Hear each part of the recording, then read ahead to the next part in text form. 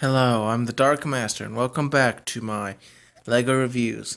This time I will be reviewing set number 70655, Dragon Pit, from the Ninjago Hunted season.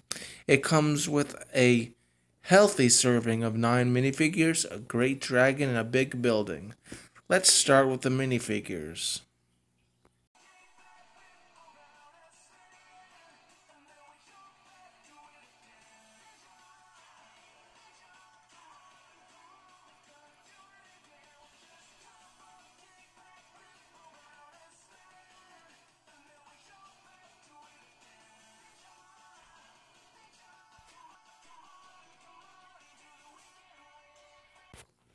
From left to right, we have Kai, Zane, Jay, Cole, the Dragon Master, Iron Baron, Heavy Metal, Chew Tower, and Arcade.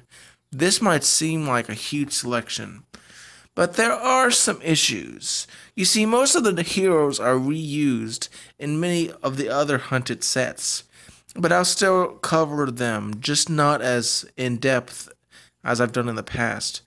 But this video is still going to be long because of the sheer content of this set. Anyway, let's start with Cole. Cole has a Sons of Garmadon hood in black and brown. The torso has a heavily damaged look with exposed yellow skin and gives him a distinct rough appearance. He has studded armor with gray inlets. There's an orange hinted in the literal scars on his body, and the orange in the bandanas.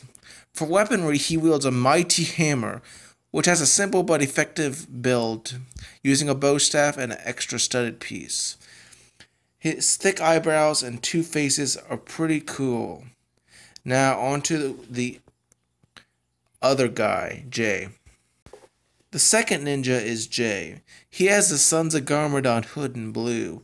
He has the most extensive armor of the ninja, with the old style of ninja armor. The torso print illustrates the larger armor amount. The back print is also nice, though the armor covers it from view. You can see some skin on the legs, but otherwise he's pretty undamaged. The weaponry Jay wields is a chained blade with a nice piece.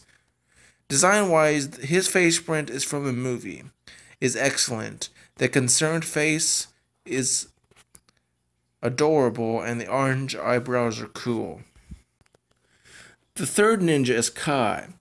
It has an exposed arm and the Sons of Garmadon hood in red. The skull scheme is a healthy mix of black, maroon, and red. For armor, he has a much smaller half armor that can hold a black katana. His weaponry is a katana with an odd brown handle. The torso printing is excellent, my favorite of the four. His leg printing is alright, and notice he has these toe printing. His face print's alright. The angry and happy ones are just okay. Not really much to say on that matter. The fourth and final ninja is the nice Zane. He has the Sons of Garmadon hood in white. And let me say, I'm happy the black is not overused. His face print is one-sided, which is, a weak point. His torso printing is great, as is the back printing. For weapons, he has a black bow and quiver. Overall, my favorite of the ninja. Now let's go over the hero, who is new. The Dragon Master! The Dragon Master! Who is Woo, for those curious, in the full dragon armor. Let's start from the top as always. He wears the samurai helmet molded in the great gold color. Its clip holds this interesting silver horn that's also used as a weapon in other sets. His face print is cool with the bushy eyebrows. The stubble and the mustache and the goatee all really give Yong Woo an amazing and distinctive look. One of his faces smiles, the other is angry, though that smile looks more like a face of concern while he wears the dragon armor. Speaking of, the armor is fantastic with the dragon face and on the right shoulder as well as the scales in the front really serving as good armor and possessing the sort of dragon look.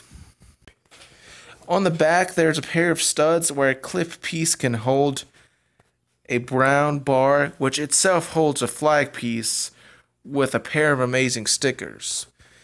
After removing his armor, we can see his sweet golden torso and arms. The printing is fantastic with this samurai-styled armor. The leg printing is also pretty good. The back printing is alright.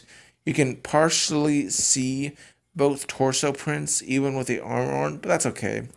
For weaponry, he wields the dragon bone blade, molded in gray and tan blend, which is sweet, and is in the show the only useful piece of the armor. The dragon hilt looks really good. He also has a golden shield with the sticker style as a print, which is really good. I like prints more than stickers. The center dragon looks cool, while the outside reminds me of 2009 Bionicle. That's all for the good guys. Now let's go over the villains, starting with the big bad, Iron Baron. Iron Baron has many unique characteristics that separate him from the other dragon hunters. Firstly, there is his amazing top hat molded in black. His face print is fantastic with the green eye as well as the green claw mark that looks like he got injured, as well as the yellow teeth, which is evil. He doesn't have an alternate face, but that makes sense considering it would have been exposed, so I don't really mind that as much. The armor is a reuse of an older armor piece, but reversed, so that it still looks interesting. It's a really cool choice, as he can hold a small dagger in the front, which looks really cool. Beneath the armor, he has a new torso print, which is interesting as it feeds into the Baron's injury. Speaking of, the Iron Baron's left arm is gunmetal, and his hand is replaced by this metallic piece with an orange claw and a printed guard plate. Overall, it's a really interesting steampunk look that I can respect. He has a peg leg. His staff has an interesting sticker with the Dragon Hunter logo on it. It also uses the Airjitsu blade as the head for the spear. It also has a pair of orange points. Now let's go over the second unique villain of the set, Arcade. Arcade is one of two figures unique to the set. He wears a welding helmet with a pair of orange claw marks. His torso print is also unique for the figure, with a slot machine literally implanted in his torso. That looks painful. The legs are reused, as is the face, but you really don't see the face, so I don't mind that. The back print is covered by a clip that holds a freaking chainsaw, though his other weaponry is a wrench, which isn't quite as interesting, but still. Overall, I really like this guy. He's pretty cool, and yeah. The remaining two villains are in mini sets, so I'll be brief. Heavy Metal is decent with a cool gun, but uses way too many reused pieces for my liking. Chew Toy is adorable, fat idiot that I can't really help but like.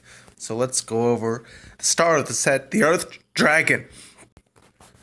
The Earth Dragon has a interesting look. It is very bulky with feeds into the earthy / rock look. The head is fantastic with many sloped pieces on the torso, with fur pieces remolded in gray. The mouth can move up and down, and when closed, it looks like it has some teeth. Two actual barbed teeth are on either side of the face. There we see the only flaw of the head, which is the swords. They look tacked on. His printed eyes are pretty good as well, though they are asymmetrical, but I don't mind in this instance. His body is a stocky build with many gray and dark gray cheese pieces. It has some sand green on the front and rear. There's a place for a figure to sit. There's a stone piece that serves as a sort of collar, and that's pretty interesting. The front legs have 2 points of articulation, and he uses the beast feet in that sweet sand green color. Oh yeah. Not so sweet are the toes. They're clunky and fall off a lot. In fact, I've on occasion lost one. Back legs are shorter with ball joints that do tend to fall off. Its tail has a club-like end, which is cool. It's also very articulatable. The wings are those really cool blade pieces in black, as well as some traditional dragon wings. Overall, great build with a cool color scheme, though it does have its weak points, more specifically in the limbs, and the head does have that weird horn thing. Now let's go over the structure of the set. The arena, if you will. The main build consists of 3 parts, a central section and 2 side builds. Let's start with the left side build. Keep in mind they're able to be swapped around as well as forwards and back, but it looks odd when you have them on the other side as intended, because you expose the internal parts as well as the weak back of these sets, which by the way the back of all of these builds are pretty weak with the exception of the right side. The left build is the shortest of all, with a central cage with very interesting details like the teapot of doom on top, as well as the fangs on the side. It's that really cool plant piece that I just like. I might make a mock with it, I don't know. However, it is more than a cage. It has an action feature, you see. This knob is on the extremely ugly and basic back of the build. Well, you see, you put a figure in the cage section. Let's just say General Machia for this example. As you turn the knob, the floor turns inwards and the lower cage opens, which uses a gate piece, interestingly, but upside down. Anyway, the function causes the minifigure to fall down and into the pit. Or at least that's how it's meant to do. Sometimes they just stand there. It's kind of awkward, really. But here's an example. The right section is more built up with 3 sections. Firstly, the bottom has cool stickers that really give off the Mad Max vibe. On the interior of this bottom section, the use of pieces is quite interesting to make an iron anvil, the oven, as well as the tool holder. They all really work well. Up from that is a small section where figures can pose to perhaps view the carnage. There's also these really cool add-ons that make it look like it's kind of like triangular more. It also has this cannon that it can shoot at people, though it might not be a cannon, it might simply be a eyepiece. I'm not entirely sure about that.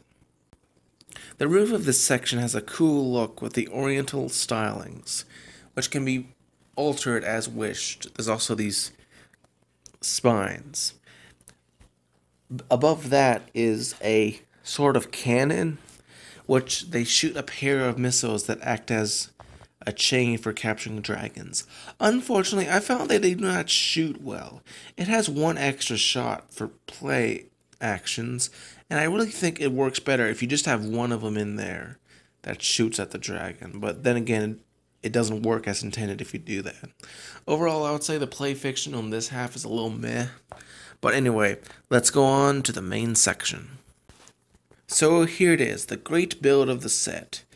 The bottom is really Mad Max-esque, though it's just a giant gate.